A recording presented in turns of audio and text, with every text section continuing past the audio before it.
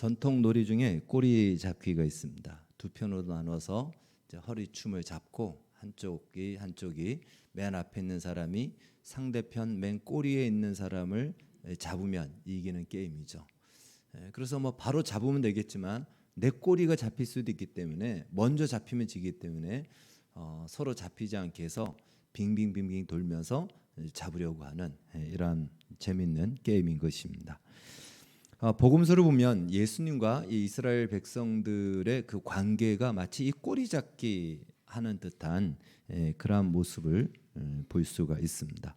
백성들은요, 자신들의 생각과 기대를 가지고 그 기대에 맞는 예수님을 잡으려고 하면 예수님은 그 기대, 사람들이 요구하는 기대에 내가 잡히면 안 되기 때문에 예수님은 계속해서 도망가십니다. 피하십니다. 그리고 예수님도 그들에게 말씀도 주시고 가르치시고 기적도 행하시고 또 병도 고치시고 해주시면서 계속해서 예수님이 가르쳐 주시거든요. 예수님이 누구인지 또 하나님의 뜻이 무엇인지. 그래서 예수님은 그들이 그 믿음을 갖고 그 믿음으로 하나님 앞에 나오기를 원하는 그 모습으로 예수님은 이 백성들의 꼬리를 잡으려고 하면 백성들은 그것도 마다하고 도망가죠. 그래서 그 예수님이 원하는 대로가 아니 자기들이 원하는 대로 우리는 하나님을 믿겠다. 그래서 서로가 잡히지 않는 그러한 꼬리 잡기 놀이 같은 그런 모습을 보는 것 같습니다. 오늘 우리가 읽은 이 본문에 보면 예수님께서 이 건너편으로 오병이어의 사건을 일으키고 난 그 건너편으로 제자들을 재촉하여 보내는 장면을 보게 됩니다. 마가는 그 재촉감이 얼마나 긴급했는지를 보여주듯이 즉시라는 부사를 사용했습니다. 즉시 빨리 가야 돼. 막 밀어붙이듯이 등 떠미듯이 예수님이 제자들은 좀 더 거기에 있고 싶은데 막 모아가지고 빨리 가라고 하면서 등 떠미듯이 내보냅니다. 그리고는 예수님 당신도 기도하러 산으로 올라가는 것을 보게 됩니다. 그러면 왜 예수님은 이렇게 갑작스럽게 제자들도 준비도 되지 않았는데 막 떠밀듯이 내보냈는가? 그것은요, 이 마가복음에서는 설명하고 있지 않지만 같은 본문인 요한복음에서는 그 이유를 이렇게 설명합니다.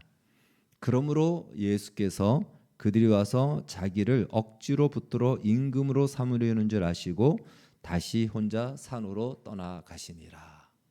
그러니까 백성들이 오병이어 사건을 경험하면서 와, 이 예수님이야말로 우리가 기다렸던 정말 기대했던 메시아다.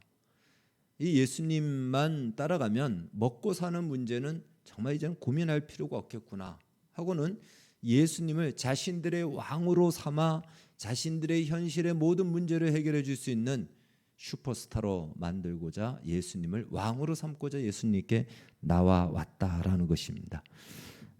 바로 예수님은 오히려 그 오병이어 사건을 통해서 예수님이 정말 이들에게 알려주시고자 하는 것은 내가 생명의 떡이라는 것이죠.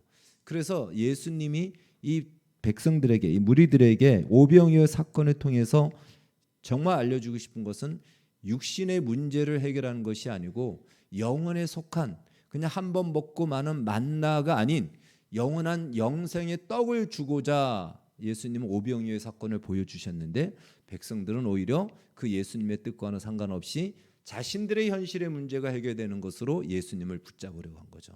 예수님의 꼬리를 잡으려고 했던 것입니다. 예수님은 그것을 의도적으로 피하셔서 산으로 가셨다라는 것입니다. 그 이유는 단순한 정치적 메시아, 현실의 문제를 해결해 주는 예수님으로 이 땅에 오신 것이 아니기 때문에 그렇습니다. 그것은 이 백성들과 무리들을 외면한 것이 아니고요. 예수님이 더 큰 것을 주시고자, 더 놀라운 것을 주시고자 지금 이들이 원하는 기대에 붙잡히면 그냥 일반 우상과 다를 바가 없는 것이죠. 현실의 문제를 해결해 주는 하나님으로 하나님은 전락이 되는 것입니다. 하나님은 현실의 문제를 넘어 영원한 우리의 인생의 문제와 영생을 우리에게 주시고자 오셨는데 사람들은 그 영생은 관심이 없고 당장 내 배가 부르고 내 현실의 문제를 해결하는 것으로만 하나님을 찾게 된다면 예수님이 오신 목적과는 다른 이유가 되는 것입니다. 그래서 예수님이 여기서 이들을 피하셨다는 것은 이들을 외면한 것이 아니고 더 크고 더 본질적이고 더 놀랍고 더 영원한 것들을 주시고자 지금 이 상태에서 그 꼬리가 잡히면 안 되기 때문에 피하셨다라는 것입니다. 오늘날도 마찬가지입니다. 예수님은 우리를 불쌍히 여기시고 또 불쌍히 여기실 뿐더러 우리의 고통을 아시고 또 우리의 현실적인 문제를 또한 예수님께서는 고치시고 도와주시고 은혜를 베풀어 주십니다. 우리의 연약함을 하나님께서는 도와주시는데 그 연약함이 때때로 물질의 문제이기도 하고요. 또 어떤 경우에는 질병의 문제, 건강의 문제이기도 하고 또 어떤 경우에는 우리 인생에서 당하는 한계 속에서 해결할 수 없는 그 문제를 하나님이 놀라운 기적적인 방법으로 열어가시고 풀어주시기도 합니다. 그런데 분명히 하나님은 그렇게 은혜를 베풀어 주시는데 정작 내가 이 현실의 문제가 필요해서 주님 앞에 도움을 구하면 예수님은 계시는지 안 계시는지 아무런 응답도 없고 침묵하시고 아예 내 기도를 듣지도 않는 것 같은 그러한 모습, 그렇게 예수님이 냉담할 때가 오히려 더 많이 경험할 것입니다. 그것은 바로요 꼬리 잡기를 서로 하는 것과 같은 거죠. 하나님은 우리의 현실의 문제에 관심이 없고 신경 안 쓴다는 것이 아닙니다. 하나님은 우리 현실의 문제를 통하여서 더 영원하고 더 큰 것을 주시고자 하는데 우리는 그것은 안중에 없고 단순히 나의 현실적인 문제만 해결하라고 할 때 이 부분이 부딪히면 바로 서로가 꼬리를 잡는 이 모습과 같다라는 것이죠. 세상은요 우리가 믿는 하나님을 현실의 문제를 해결하는 것으로 증명하라고 항상 그렇게 우리에게 요구합니다. 과연 하나님이 살아계신다면 너의 처해져 있는 네가 지금 당면에 있는 너의 현실의 문제, 그 문제를 해결하라. 그 문제도 해결하지 못하면서 무슨 죽고 난 이야기를 하고 영혼에 관련된 이야기를 하느냐. 세상은 그걸로 우리의 아주 그 비위를 건드리고 우리의 이 염장을 지르듯이 이렇게 계속 요구하고 또 그렇게 우리를 유혹하기도 하고 그렇게 우리를 가르칩니다. 세상이 하도 그러다 보니까 우리도 현실 문제를 해결해 주는 하나님의 초점이 맞춰주고 내 현실의 문제가 해결이 되지 않으면 과연 하나님이 살아계시는가? 우리도 그렇게 생각하게 되는 거예요. 많은 신앙인들이 그렇게 매이게 되는 겁니다. 그것은 세상이 끊임없이 세상의 풍랑을 일으켜서 이 부분을 해결하면 내가 믿을게, 내가 인정해 줄게라고 우리에게 세뇌시키듯이 이야기하다 보니까 우리도 모르는 사이에 우리도 우리의 시선이 좁아져서 나의 이 현실적인 문제가 해결되지 않으면 마치 하나님은 안 계신 것 같고 없는 것 같은 그러한 시험에 빠지게 된다는 것입니다. 그것이 오늘날 신앙인들의 당면한 현실인 것입니다. 물론 우리는 현실의 문제를 놓고 기도해야 됩니다. 그래서 또 그 현실의 문제에 대해서 응답도 받아야 될 것입니다. 그러나 그것이 전부가 되어서는 안 된다는 것이에요. 그것이 전부가 되어서는 안 된다는 이 말은 그 문제가 해결되지 않을지라도 우리의 믿음은 포기할 수 없다는 것이에요. 이것이 같이 들어가야 되는 것입니다. 하나님의 뜻, 하나님이 이 어려운 문제를 통해서 나에게 주시고자 하시는 하나님의 뜻은 안중에 없고 나의 필요만을 구하고 나의 필요만을 받기를 원한다면 그냥 그 필요한 것만 쏙쏙 빼먹고 도망가겠다라는 것밖에 안 되거든요. 그렇다면 그것은 하나님을 우상처럼 섬기는 것과 다를 바가 없다라는 거예요. 우상은 내가 필요한 것을 얻기 위해서 섬기는 것뿐이지 그 우상의 대상이 나에게 요구하는 것도 없고 기대하는 것도 없고 목조하는 것도 없습니다. 그냥 많은 것을 바치고 내 원하는 것을 얻으면 되는 거예요.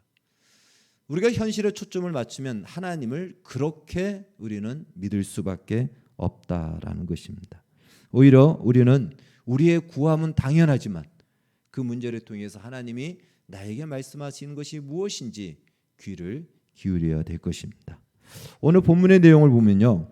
제자들이 벳세다 건너편으로 예수님이 보내니까 이제 배를 노를 저어서 가는 중입니다. 그런데 심한 역풍이 불어서 이들이 노를 젓기가 너무 힘들고 곤란한 중에 그 몰아치는 풍랑과 바람으로 인해서 아주 힘든 시간을 보내고 있습니다. 시간대를 보니까 밤 사경이다라고 하는데요. 밤 사경은 새벽 3시에서 6시 사이를 얘기합니다. 그러면 지금 어제 저녁 때 출발했잖아요. 뭐 깜깜한 한밤중에 출발했겠습니까? 어두워지면서 출발했죠. 그때 출발했는데 그 거리가 아주 먼 거리는 아니에요. 대각선으로 맞은편이 아니고 그냥 이 가로질러서 맞은편이에요. 그런데 그 가까운 거리, 그렇게 멀지 않은 거리를 가는데 지금 새벽 3시가 될 때까지 이들이 도착하지 못하고 바다 가운데서 지금 헤매고 있는 것입니다. 왜? 바람이 너무 세게 불어가지고 앞으로 나갈 수도 없고 또 바람이 휘몰아쳐서 돌아갈 수도 없는 그 어려운 와중에 이 다른 복음서를 보면은 아주 심한 바람이 부는 걸로 소개하고 있습니다. 그러니까 거기서 견뎌내기 위해서 거기서 그들이 방향을 잃어버리지 않게 해서 얼마나 애를 쓰고 노를 젓고 배를 잡으려고 애썼겠습니까? 힘이 빠질 대로 다 빠졌죠. 그 상태를 지금 이야기합니다. 밤새도록 바람과 씨름을 했으니 이제는 탈진하여서 이대로 있다가는 그냥 어쩌면 이 풍랑에 이 배가 침몰하여서 죽을 수도 있겠구나라는 죽음의 공포까지 다가올 정도의 그 상황인 것입니다. 그때 반대쪽에서 누군가 바다 위를 걸어옵니다. 제자들은 이 풍랑이는 이 파도와 바람 때문에 정신을 차리지 못하는데 바다 위를 걸어오는 어떤 분이 있는데 그분은 전혀 이 바람과 파도의 영향을 받지 않고 걸어오는 거예요. 그러니 이 제자들이 봤을 때는 유령으로 본 겁니다. 이제 정신이 혼미해가지고 막 헛개비가 보이는지 굉장히 무서운 거죠. 그래서 밤새도록 사투를 벌이다 보니까 흘린 땀 얼마나 다 흘렸겠습니까? 그런데도 그 모습을 보니 얼마나 공포스러운지 아마 등에서 식은땀이 흘렀을 겁니다. 여러분 밤중에 산속에 가면은 뭐가 무섭죠? 호랑이가 무섭습니까? 사람이 무섭습니까? 사람이 무섭죠.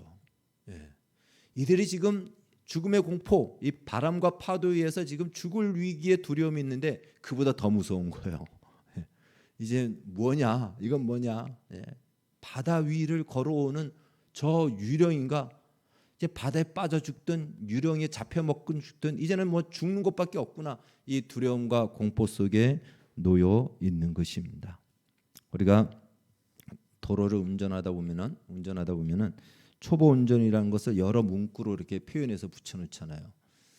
어제 면허 땄어요. 이렇게 딱 붙여놓으면은 가까이 갈 수가 없어요. 그렇지 않습니까? 또는 오늘 처음 운전합니다. 그러면 이거 아주 뭐 가까이 갈 수가 없는 거예요. 근데 제가 아주 빵 터진 것이 하나 있습니다. 이런 문구를 써 붙였습니다. 나는 글렀어. 먼저 가. 이렇게 써 붙인 걸 봤어요.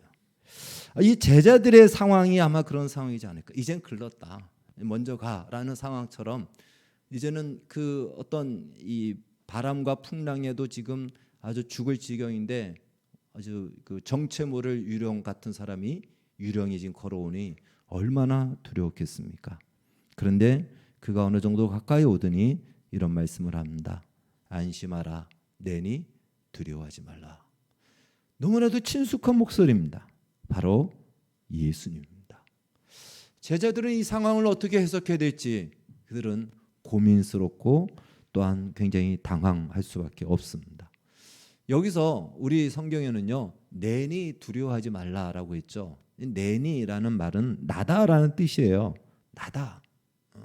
나다라는 뜻인데 이것은 출애굽기 3장 14절에 모세가 하나님께 하나님 이스라엘 백성들한테 가면 나를 보낸 신이 누구냐고 물어볼 텐데 하나님의 이름이 뭡니까? 라고 물었을 때 하나님께서 말씀하시기를 나는 스스로 있는 자다. 스스로 있는 자가 너를 보냈다라고 이야기하라 라고 합니다. 그래서 하나님의 이름은요 스스로 있는 자예요.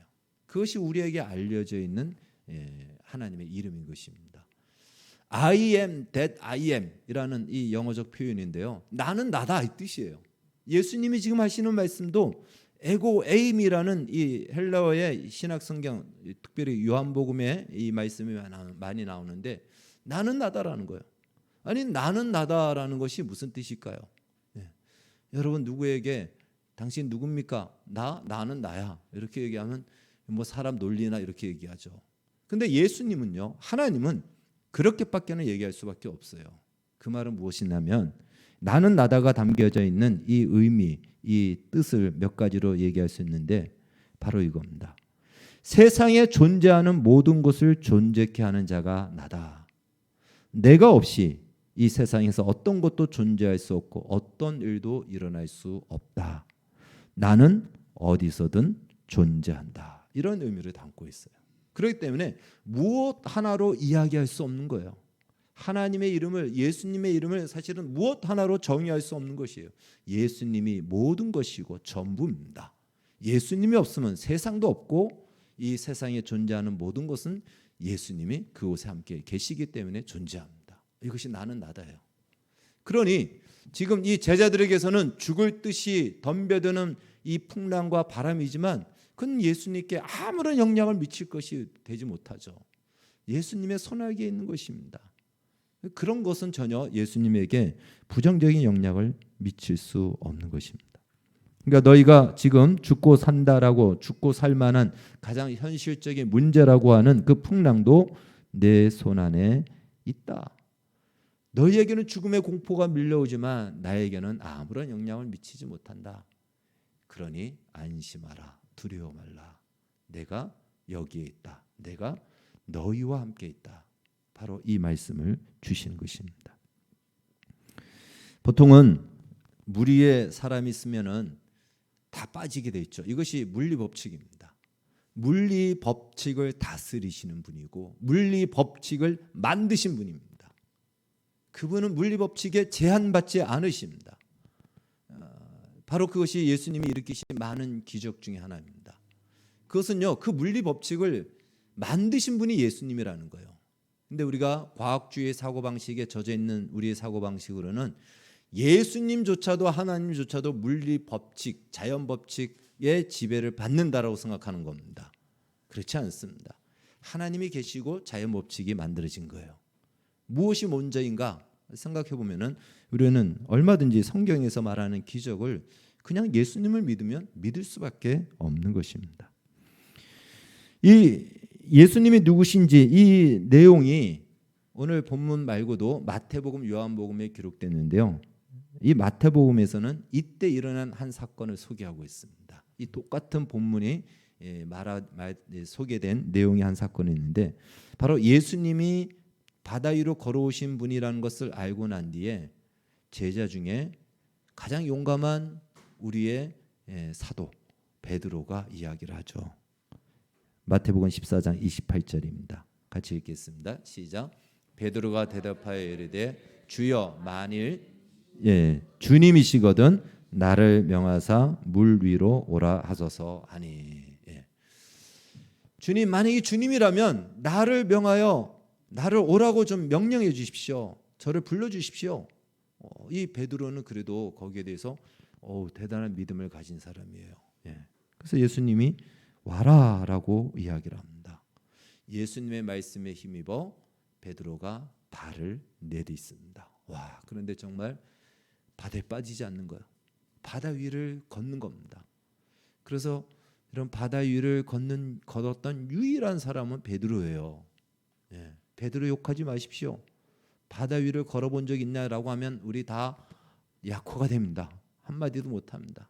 베드로만이, 예수님 말고요, 인간 중에 베드로만이 바다 위를 걸었던 것입니다.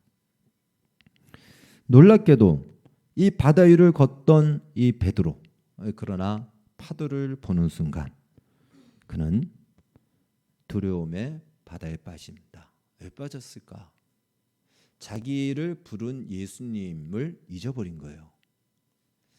자기가 지금 무엇에 근거하여 발을 내딛었죠? 예수님의 말씀에 근거하여 내딛었지 물리 법칙에 근거하여 내딛지 않았습니다. 그런데 파도를 보는 순간 자연 법칙에 다시 돌아가 버린 거예요. 그러다 보니까 바다에 빠지게 됩니다. 예수님이 베드로를 건져서 이제 배 위로 오르시니 금방까지도 삼킬 듯이 불어닥치던 강풍이, 밤새도록 불던 바람이 잔잔해집니다. 그리고 성경은 이렇게 마무리합니다. 바람이 그치는 것을 보고 제자들이 심히 놀라니 이는 그들이 그 떡 떼시던 일을 깨닫지 못하고 도리어 그 마음이 둔하여졌음이라 라고 이 본문을 평가하고 있습니다. 그래서 오늘 본문은요, 우리에게 두 가지를 가르쳐주고 교훈하고 있습니다. 첫 번째는 우리가 가진 것으로 우리에게 닥치는 문제를 해결할 수 없다는 것입니다. 오병이어 사건도 그렇고 오늘 본문의 사건도 마찬가지입니다. 오병이어 사건은 무엇이죠? 오병이어로 그 5천 명이나 되는 성인 남자 5천 명을 먹일 수 없다는 것이에요. 다른 말로 그들이 가지고 있는 그 도시락으로 그 문제를 해결할 수 없습니다. 그것이 오병이어의 사건의 아주 핵심 포인트입니다. 인간들은 인간들이 가지고 있는 것이 대단한 것 같지만 인간에게 닥쳐오는 문제를 해결할 수 없다라는 것을 인식해야 됩니다. 오늘 본문도 마찬가지입니다. 이 제자들은요, 갈릴리 어부 출신들이에요. 이들은 나름대로 잔뼈가 바다에서 굵었고 배를 어떻게 항해해야 되는지 전문가였습니다. 그러나 그 전문가들도 바람이 불어오는 그 한밤중에 그것을 이겨내지 못하다는 거예요. 자신이 가진 능력으로 자신에게 닥쳐오는 인생의 문제를 해결할 수 없다는 것이죠. 근데 사람들은 그것을 해결할 수 있다라고 여겨지고 엄청난 도전을 합니다. 도전을 하는 것이 잘못됐다는 것이 아니고 인간이 인간의 능력으로 인간에게 닥쳐오는 문제를 정복할 수 있다라고 생각하는 것 자체가 큰 착각이라는 것입니다. 결국 어디에서 다 무릎을 꿇죠? 결국은 죽음 앞에서 다 무릎을 꿇어요. 정말 인간 승리라고 하는 영웅 같은 사람도 죽음 앞에서 다 무릎을 꿇습니다. 인간은 인간이 가진 것으로 인간에게 닥쳐오는 그 어떤 큰 세력을 이겨낼 수 없다라는 것을 알려주는 사건이 오병이어 사건이기도 하고 오늘 본문의 사건이기도 합니다. 자, 이것을 우리가 인식하고 두 번째, 이것이 이제 오늘 우리가 초점으로 잡아야 될 말씀이죠. 두 번째는요, 예수님은 끊임없이 제자들을 시험하신다라는 것입니다. 그 시험은요, 그들의 믿음이 현실 문제를 해결하는 것으로 좌우되지 않고 현실의 문제를 해결하는 것으로 머물지 않는 시험인 것입니다. 그 정도로 하나님을 믿지 말라는 것이에요. 그 정도로 하나님을 믿는 것으로 만족하지 말라는 것입니다. 하나님은 영혼의 문제를 해결하기 위해서 예수님을 보내셨습니다. 하나님은 제자들을 이 현실 문제를 해결함으로 현실에 안주하여 만족하여 머무는 것이 아니고 그들이 가진 가치보다 훨씬 높은 상상할 수 없는 하나님의 나라를 이루고 세우는 그 일에 동력하고 참여하도록 그 영광으로 하나님은 이들을 부르고 있다는 것입니다. 제자들은 하나님을 시험하여 그때마다 그들의 시험을 들어주시는 하나님을 믿는 것이 아니고 이제 하나님을 신뢰하여 하나님께서 말씀하시는 그 모든 것들을 그 말씀에 근거하여 신뢰하여 그들의 인생을 내어주기를 원했던 것입니다. 그래서 끊임없이 제자들을 시험합니다. 사실 오병이어도 예수님이 빌립을 시험하고자 했다라고 했죠. 그건 빌립만이 아니고 제자들을 시험한 사건입니다. 왜 그런가 하면 그냥 갑자기 예수님이 밑도 끝도 없이 너희들이 먹을 것을 주라 이런 말씀하시지 않았어요. 그 본문 앞에 어떤 내용이 있냐면 예수님이 제자들을 파송합니다. 그래서 제자들이 나가서 복음을 전하면서 병을 고치고 귀신을 쫓는 사역을 하게 됩니다. 그리고 와서는 너무너무 기뻐하는 거예요. 그리고 이 제자들도 예수님이 병을 고치고 기적을 행하는 것들을 지금까지 봤고 자신들도 예수님의 그 명령을 따라서 나가보니 그런 역사가 일어나는 거예요. 그러면 이들 안에 어떤 믿음이 있어야 될까요? 아, 예수님은 하나님이시구나. 예수님은 하나님이 보내셨구나라는 그런 믿음이 이들 안에 자라가야 되고 성장해야 되는 것입니다. 예수님께서 이 과정을 거치고 난 뒤에 너희가 먹을 것을 주라라고 하신 거예요. 그러면 제자들이 아무것도 가지고 있는 것이 없는데 그걸 먹을 것을 어떻게 주겠습니까? 오병이어를 가지고 그걸 뭐 5천분의 1로 나눠서 주겠습니까? 최소한 예수님께 가져올 때 이렇게는 얘기해야죠. 예수님, 우리가 가진 것이 오병이어밖에 없습니다. 그러나 예수님, 이것으로 이 사람들을 먹여주십시오. 이 믿음을 요구했다라는 거예요. 이 정도의 믿음. 그런데 성경을 보면 오병이어를 가져와서는 이걸 가지고 뭘 어떻게 하겠습니까? 이렇게 반응합니다.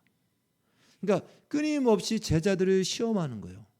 현실의 문제를 뛰어넘어 예수님을 통해서 이제 이들은 예수님을 하나님으로, 하나님의 아들로 믿고 하나님이 이루시려고 하는 그 자리로 나아오기를 예수님이 부르시는 거죠.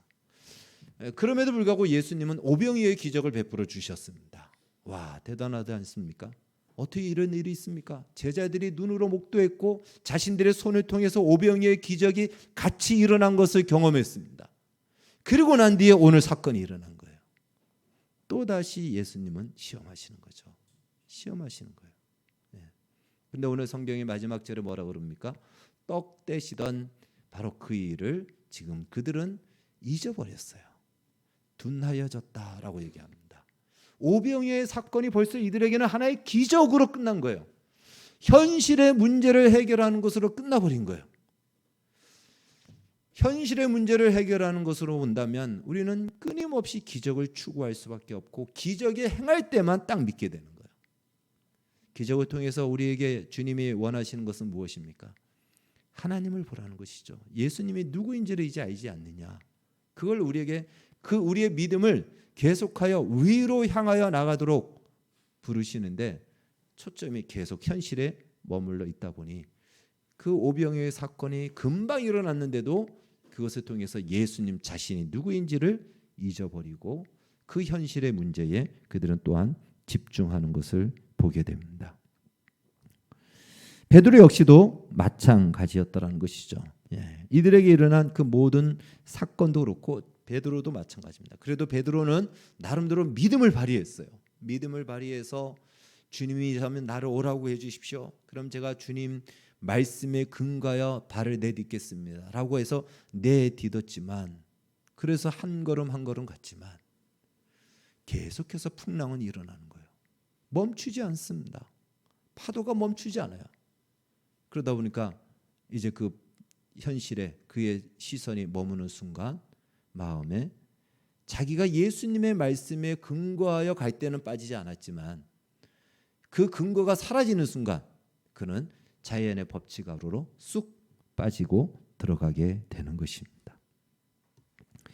베드로의 이 시험은 오늘 우리에게도 여전히 다가온다는 것이죠.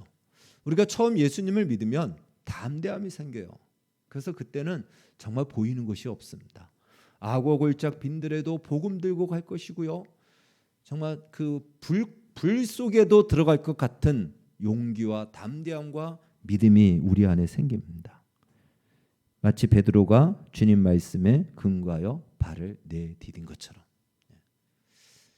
그래서 참 예수님 막 만나고 나서 가장 힘든 지역 가라고 그때 해야지만이 갈 것 같아요. 근데 주님 그렇게 보내지 않습니다. 왜 그런가 하면 처음에는 그럴 수 있는 것 같지만 처음에는 그래서 세상이 감당하지 못할 물리 법칙을 뛰어넘을 만한 용기와 믿음도 있지만 현실 속의 풍랑은 잔잔하지 않는다라는 것입니다. 다른 말로 이렇게 예수를 믿고 이런 능력이 나타나면 현실이 바뀌어야 되지 않냐, 환경이 바뀌어야 되지 않냐 그런 생각이 들어와요. 그런 생각이 들어옵니다. 엘리야가 바알과 아세라 선지자와의 싸움에서 이겼잖아요. 이겨냈는데도 불구하고 그가 시험에 바로 들어서 도망갑니다. 그 이유가 무엇이냐면 이 정도의 일이 일어났다면 이세벨이 이제 코가 납작해져 가지고 엘리야한테 와서 용서를 빌어야 되는데 오히려 이세벨이 엘리야를 잡아 죽여라 라고 명령을 내리니까 이 엘리야로서는 멘붕이 온 거예요. 아세라 바알 선지자 850명을 다 이길 정도였는데 바뀐 것이 없어요. 현실은 오히려 자기를 죽이려고 하는 현실 앞에 그가 시험에 들어서 도망가기 시작합니다. 바로 그것이에요. 현실은요, 믿음에 따라서 한 걸음 한 걸음 가는데 현실의 이 환경은 계속해서 그 풍랑은 멈추지 않고 몰아치고 세상은 여전히 그 현실의 문제로 네가 믿는 하나님을 증거하라고 할 때 우리의 마음이 거기서 고민스러워집니다. 과연 하나님이 살아계시는가? 그런데 왜 이 현실은, 왜 내 환경은, 나의 삶의 현실은 바뀌지 않는가? 이 시험에 드는 거예요. 그래서 믿음은 한 번에 좋아지지 않습니다. 처음에는 막 좋은 것 같지만 그러나 살다 보면은, 또 신앙생활 하다 보면은 별의별 일들이 생기면서 우리가 넘어지기도 하고 믿음을 잃어버리기도 하고 내가 믿음이 있었는가 할 정도로 스스로를 자괴감에 빠지기도 하고 그런 과정을 거치면서 비로소 믿음이라는 것은 한 번에 일어나서 공격 앞으로 갈 수 있는 것이 아니고 고민하고 기도하고 예수를 믿는 것이 무엇인가, 하나님이 우리를 사랑하셨다는 것이 무엇인가, 이런 것들을 끊임없이 묵상하고 돌이키면서 세상의 거짓말에 더 이상 내가 속지 않겠다라는 잔잔한 그러나 꽉 찬 결단과 다짐의 연속인 것입니다. 그것이 믿음이에요. 세상의 말에 내가 더 이상 속지 않겠다. 세상의 그 거짓말에 더 이상 나의 인생을 낭비하지 않겠다. 세상의 말을 안 들으면 누구 말을 들어야 될까요? 내 생각을 들어가는 것은 세상 말을 듣는 거예요. 하나님의 말씀을 들어야 되겠다. 그때서야 세상이 뭐라 하든 나는 주의 말씀에 따라 순종하며 한 걸음 한 걸음 가는 것입니다. 그것이 믿음인 것이에요. 그러니까 이 베드로의 이 시험은요, 오늘날 우리의 현실의 상황과 비슷합니다. 사실 이 제자들이 건너편으로 가라고 했잖아요. 제자들이 원해서 간 것이 아니에요. 예수님이 가라고 했어요. 가라고 해서 가는 중에 이러한 풍랑을 만난 겁니다. 우리는 예수님이 뜻이고 예수님이 가라고 했으니까 앞으로 우리의 길이 예비되어 있어가지고 탄탄하고 순탄하게 갈 것이라 생각했지만 예상치 못한 풍랑이 일어나는 거예요. 이거 예수님이 가라고 한 길 맞나? 의심이 일어날 정도로 이런 일이 일어나는 겁니다. 그러니 거기서 얼마나 갈등하고 고민하고 어떻게 하나님이 이런 길을 나한테 가라고 하지? 나를 죽이려고 이 길로 보냈나? 이런 마음이 들 정도라는 것이죠. 그런 속에서 그 길을 지켜가고 나중에는 죽더라도 가겠다라는 이 결단이 나오는 것입니다. 그런데 그것은요, 그냥 하나의 비장한 마음으로 나오는 것이 아니에요. 여러 과정과 여러 실패와 여러 고민과 여러 넘어짐을 반복하면서 여전히 그곳에서 내니 안심하고 두려워 말라. 내가 그곳에 너와 함께 있다라는 것을 주님은 끊임없이 우리에게 그것을 보여주시고 일으켜 주심으로 이제 우리 스스로가 주님의 말씀에 근거하여 한 발 한 발 그 바다 위를 걸어가는 이 자리까지 이르기를 주님은 기다리신 것입니다. 사실 이 물리 법칙이라고 할 수 있는 것은요, 그냥 모든 사람이 다 물리 법칙에 적용될 수밖에 없죠. 물에 빠질 수밖에 없습니다. 빠질 수밖에 없는데, 다른 말로 예수님께 속하고 예수님의 말씀에 근거하지 않으면 빠질 수밖에 없어요.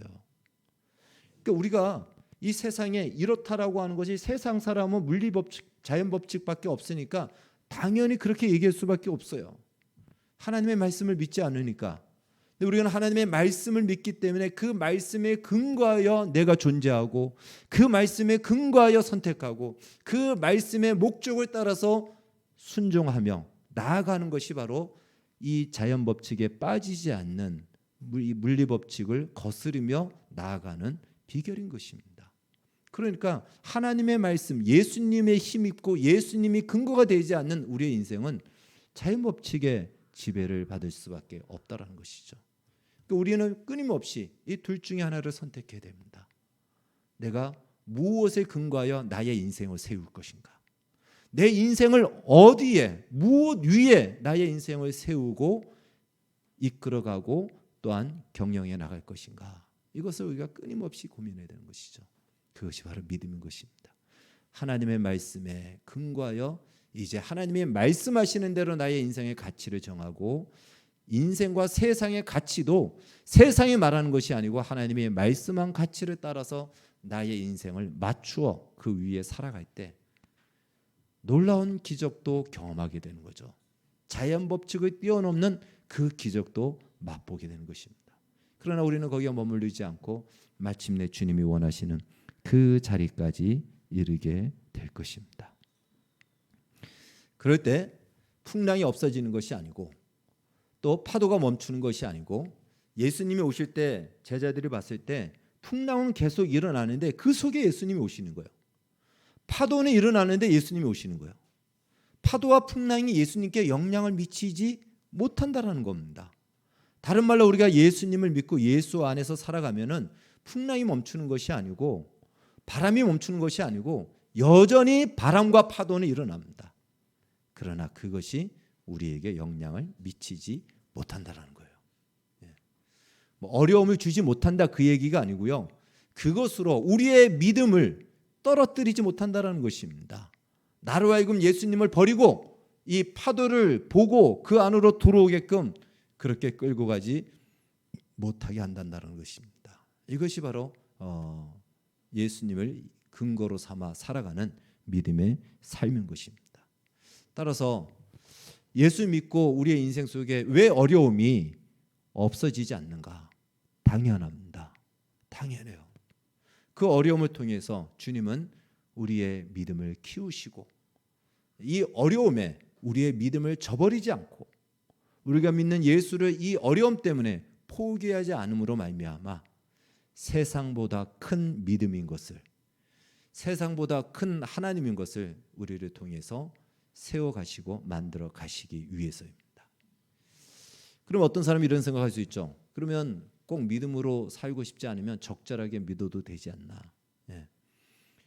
그러나 하나님은 그렇게 내버려 두지 않으실 뿐더러 만약에 그런 목적과 뜻이 없다면 아마 우리에게 인생의 기회를 더 이상 줄 이유가 없지 않겠습니까?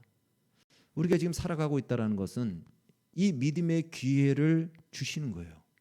근데 이런 목적이 없다면 더 이상 살 이유가 없죠. 하나님이 아마 데려가실 겁니다. 그러나 우리에게 이런 기회를 주신 것은 우리를 그리로 부르고 있다라는 사실인 것입니다. 나는 나다. 안심하라. 두려워 말라. 지금도 주님은 우리가 어떤 위기와 상황 속에 있어도 그 속에서 그렇게 말씀하십니다. 우리가 보기에는 현실이 바뀌지 않는 것 같지만 사실 그 현실과 환경은 다 주님이 허락하셨기 때문에 일어난 것입니다. 주님이 명하시면 언제든지 그것을 뛰어넘어 오히려 그것이 일어나도 그 지배를 받지 않는 그 기적의 현장을 우리는 또한 목도하게 될 것입니다. 우리의 처해지는 어떤 상황 속에서도 동일하게 이 말씀을 하신다는 사실. 그래서 우리가 꼭 기억하고 잊지 말아야 될 평생에 세뇌될 만큼 DNA가 될 만큼 우리가 우리의 기억 속에 집어넣어야 될 말씀. 내니 안심하라. 두려워 말라. 이것은 진리요 사실이요 바뀔 수 없고 변하지 않는 예수님의 선언이십니다. 이 말씀에 근거하여 한 걸음 한 걸음 발을 내디뎌 우리의 인생을 통해서 주의 위대하심이 증거되어지고 하나님의 역사를 목도하는 영광에 이르기를 주의 이름으로 축원합니다. 기도하겠습니다. 하나님 감사합니다.